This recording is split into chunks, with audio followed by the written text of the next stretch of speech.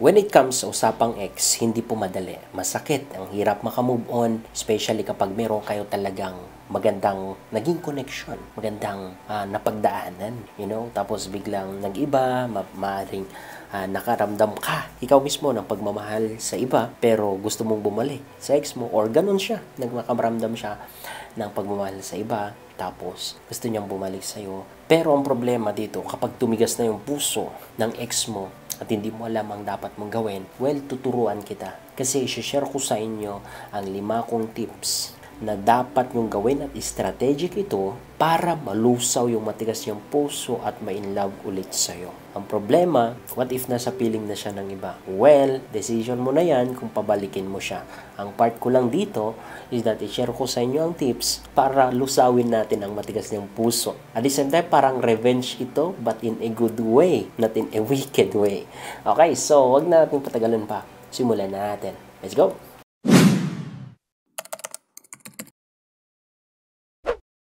Do good pero wag maging desperada or desperado sa kanya.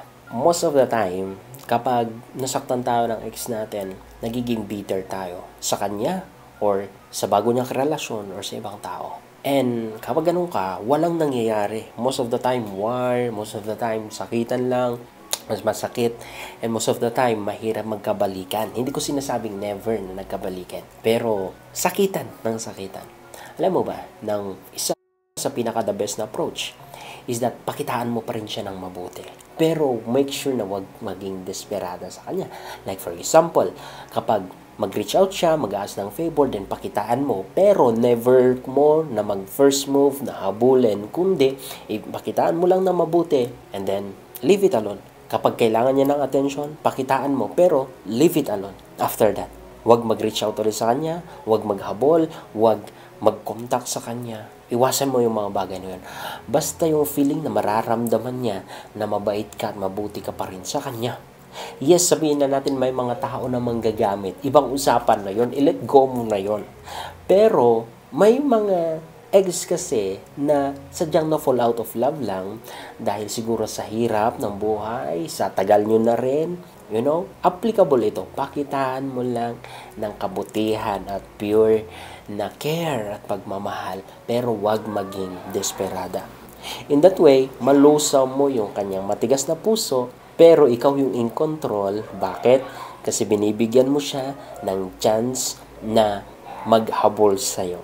Pero kung hindi niya yun ginawa, then, dapat nakaposition pa rin yung puso mo na mag-move on. Pasensya na kung maingay yung anak ko. Meron natang kalaro dyan sa labas.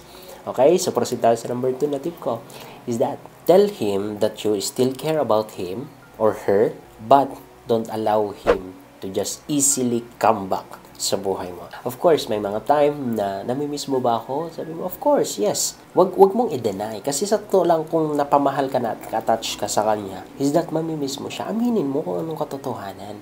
Aminin mo whenever that he asked or she asked. Wag basta-basta na sasabihin. Kasi nagmumukha kang desperada. Kung out of nothing is that nagsasabi ka na mahalaga ka, mahal pa rin kita, that I care for you, nagiging desperada ka. But whenever that he or she asked, then aminin mo kung ano nararamdaman mo. Of course, I cared about you, but stop it. After nang sabi mo yan, huwag mong pahabain ang communication. Like I said, iparamdam mo sa kanya na hindi ganun kadali ang makabalik sa buhay mo. That he or she need to work it out, paghirapan din para makuha ang position ulit sa puso mo. Pero, make sure na batuhin mo siya ng care. That whenever na maybe naglalasing siya, kumustahin mo. How are you? Bakit ka maglalasing? Huwag ganun. Huwag ka maglasing. Huwag mo sirain yung buhay mo dahil sa problema na ito. And after that, leave it alone. Hayaan mo na siya yung mag-move, mag-first move. Siya yung gagawa ng way na mag-reach out sa'yo. Okay? Sometimes kasi because you're not stable emotionally, hindi mo alam ano ba talaga, ano ba? So, whenever nag-reach out siya, parang may ease yung pain sa'yo at parang magkakaroon ka ng hope. Sige, pabalikin ko na siya. And you're making wrong decision. What I am advising, what I am doing here is that I'm allowing, or kapag ginawa mo itong tips ko, you're allowing your ex to find his or her love again for you without you looking like you're desperate ng kanyang love. Okay? And number 3 na tip ko is that silence. because silence is torment. So, iwasan mo ang mag-post sa social media, iwasan mo ang magreklamo, mag-chat, mag-contact sa kanya, iwasan mo ang ikwento siya sa ibang tao, kahit sa mga kaibigan mo, kahit sa kaibigan niya. But make sure, that you are not depressed or not distressed. Kapag stress ka, make sure na maghanap ka ng pagsasabihan nito. Mahirap nang ma-depress, okay? Mahirap nang, kasi sometimes, you're thinking na magpakamatay na lang kasi nawala na yung buhay mo, nawala na siya. No. Ibang usapan na yun.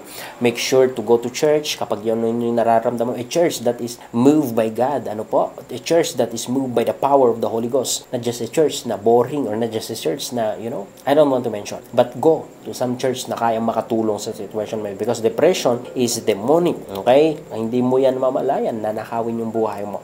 But I pray whenever that you are depressed, kung sino man depressed sa inyo, I deliver you from the depression and from the distress in the name of Jesus. Be free. So, iwasan mo na mag-post sa social media. Iwasan mo na mag-share about sa nangyari sa inyo, about sa kanya, magtanong about sa kanya, because that is a silent treatment. Ang mangyayari kasi dito sa partner mo is that matutorment siya. Bakit ka kaya nananahimik? Bakit wala kang pinopost? Bakit wala siyang nababalitaan na sinasabi mo about sa kanya, about sa nangyari sa inyo? And tendency siyang magre-reach out. Kapag siya mag-reach out, ipaparamdam mo ulit that he or she needs to work it out para makabalik ng pwesto sa puso mo. Okay? Huwag mo siyang murahin, huwag mong ipamukha na manloloko siya. Just silent, pure silence. Just pure, kahit may bago pa yan. Just pure, masakit yun at parang nagmumukha kang talunan. Pero trust me, sa una lang yan. At the end, victory is yours. When you learn to keep your mouth shut and wait for the perfect time bago ka magsalit. Magre-reach out siya. Trust me. And number 4 na dapat mong gawin is that convert your pain to strength. Most of the time, God will allow us to go through pain, trials, temptation, struggles, mountains, so that yung nararamdaman natin na hirap at pain, i-convert natin to strength, i-convert natin to courage, and ilapit natin sa Panginoon that He will give us the strength and power to do things beyond our capacity. So, make sure na yung mga pain na nararamdaman mo, imbes na ma-depress ka, i-convert mo into vision and dreams. I-convert mo into skills. I-develop mo yung sarili mo. Mag-spend ka sa gym, sa work, whatever business, i-convert mo doon. Kasi, blessing in disguise yan. Yung pain blessing in disguise yan. Kung alam mo lang na gamitin. Okay? And, hindi mo mamalayan someday, bigla ka na lang na makikita mo sarili mo na nakaka-move on ka na nagiging masaya ka na nagiging okay ka na. Trust me, everything will be okay. Sa una lang yan. Masakit, but everything will be okay.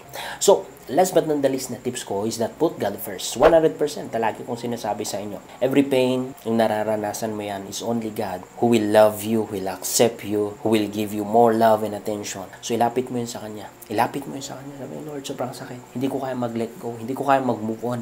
Or kapag nagre-reach out sa Lord, hindi ko alam kung tama ba na pabalikin ko siya sa buhay ko. 100% God will answer you. The reason why hindi mo siya naintindihan kasi hindi mo alam kung ano yung ways niya. Like for example, let me give you some of His principle kung paano siya mangusap sa mga anak niya, like you and me. But before I will say that, if some of you feel like you need God, you need to be saved. You are convicted right now that you need the Lord, that He died for you, that every sin that you have committed, He blotted it out. Then, please pray from the deepest part of your heart. Sabi mo, Panginoon, maraming salamat po. I confess that you are my Lord and you are my Savior, that you died for me, that Lord, you gave me already the gift of salvation and I am receiving it because you are my King, you are my Lord, and you are my Savior. In Jesus' name, Amen. Kapag na-pray mo yan, nagaling sa puso mo, God will save you and God will speak to you 100%. So, paano mo malalaman ang instruction or paano mangusap ang Panginoon? Number 1, ito, utak at puso. Sometimes, biglang may nagpapop up sa utak mo na dapat or alam mo na dapat mong gawin, pero wala naman nagsasabi. 100% galing sa Panginoon yan.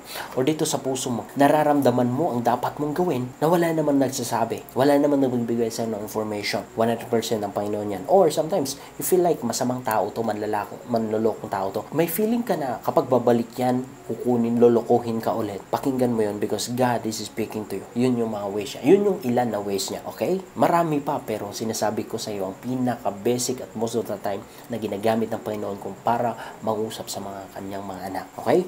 So, please put God first in your relationship. Seryosohin nyo, not religion, but church. Don't put your religion first, but put God first through the Lord Jesus Christ and through the power of the Holy Ghost. So, that's it mga kapatid. I hope that you are blessed. I hope that you learn something na magagamit nyo sa buhay nyo at sa relationship nyo. And I pray for your success. I pray that kung kailangan mo nang mag-move on, maka-move on ka na. I pray that kung hindi siya yung para sa'yo, God will remove it in the mighty name of Jesus. So that's it. Thank you so much and God bless. Bye.